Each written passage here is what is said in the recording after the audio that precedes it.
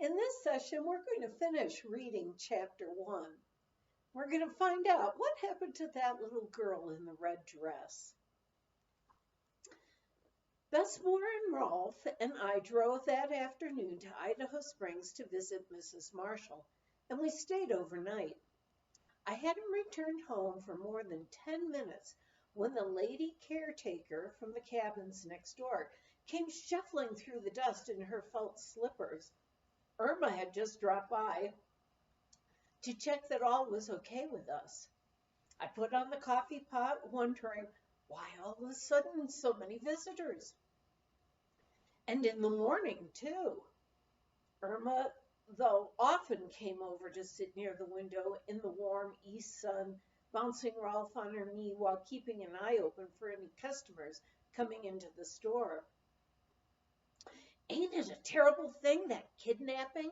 the woman from the cabin camp exclaimed. "What kidnapping?" I asked.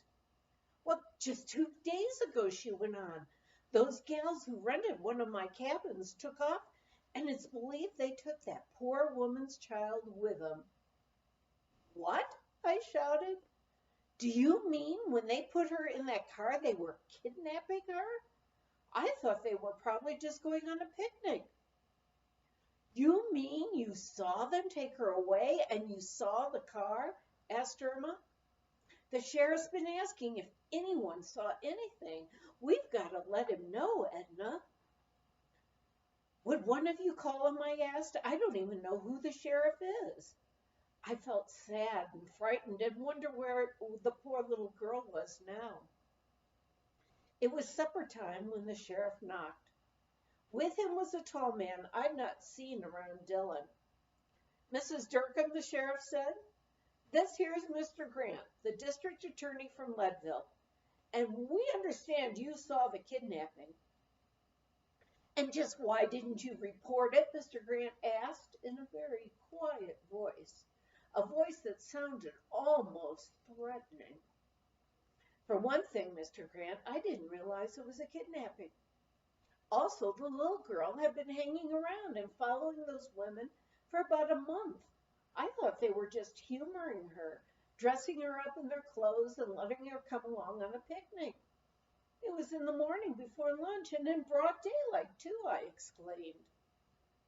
"Well," said the sheriff, "you'll be glad to know that the gals have been caught in Utah, and the child has been returned to her mother. They're in jail in Leadville. Got no women's jail in this county." But Mr. Grant broke in. "We'll be needing you for a witness. Seems as if they were with a white slave ring," he continued. "Seems funny to me that you waited so long telling anyone what you saw. And by the way, where's your husband? Are you sure now that you didn't know these gals before you came here?"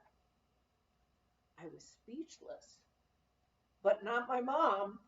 She'd been listening and sitting quietly at the far end of the living room.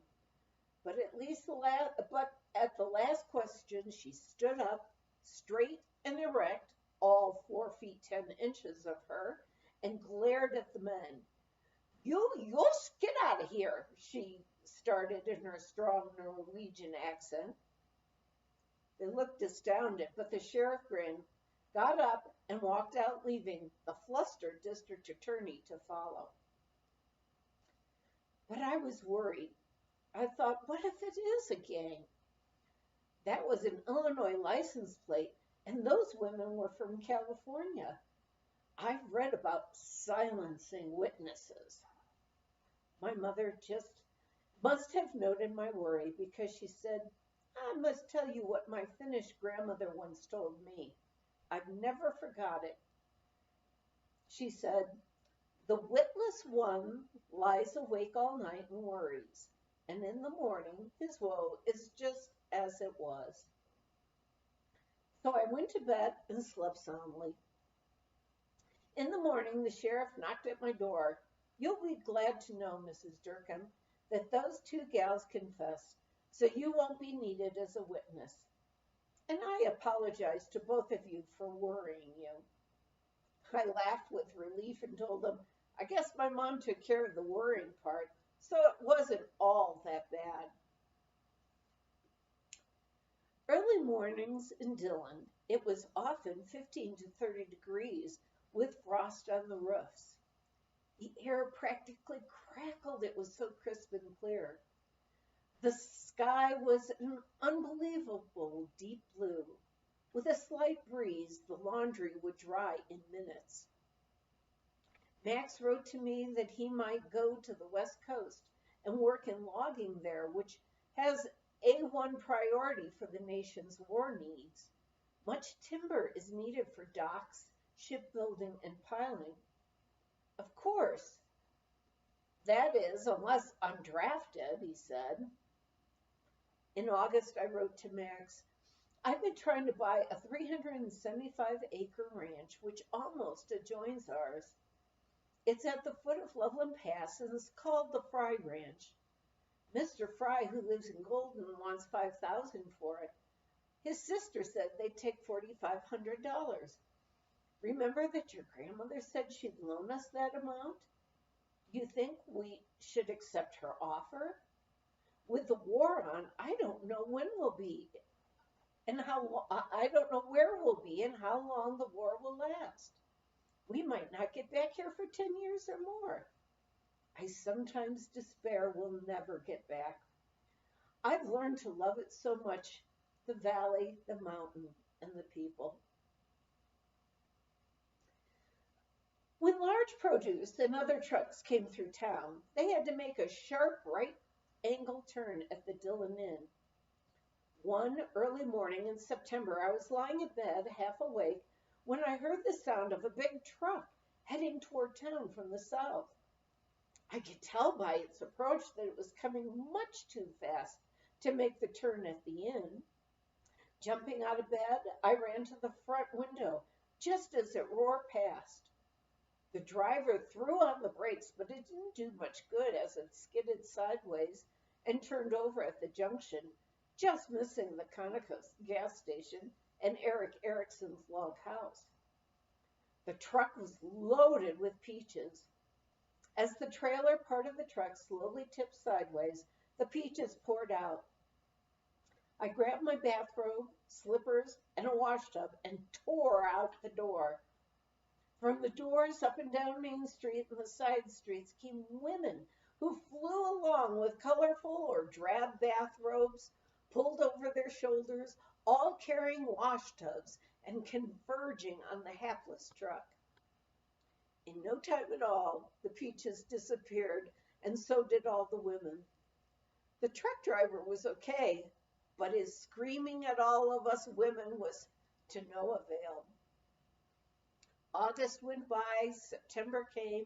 Every day I was expecting word from Max about our plans for the coming winter. With great delight, one chilly morning in September, I saw Max alight from a Forest Service pickup as it pulled up in front of my boardwalk. He wasn't even in the door before he started telling me, too much snow on Mount Evans, so I've been moved down to Squaw Mountain, about 15 miles north. It's only 12,000 feet high. Since the forestry student who was been manning the lookout there had to return to college, I've been asked to be the lookout until the snows definitely drive us down. Us? You mean we can live there too? I was beside myself with joy. It works out beautifully here in Dillon, Max continued, because the forest ranger and his wife want Besmore to look after their 2 children at the ranger's house. Shorty, the ranger's wife, had been offered a part-time job. She's a nurse, you know. Besmore was pleased about the prospect because she really enjoyed the Jouch family. Piling what we thought we would need into the car after arranging to store our furniture in Dillon, off we went.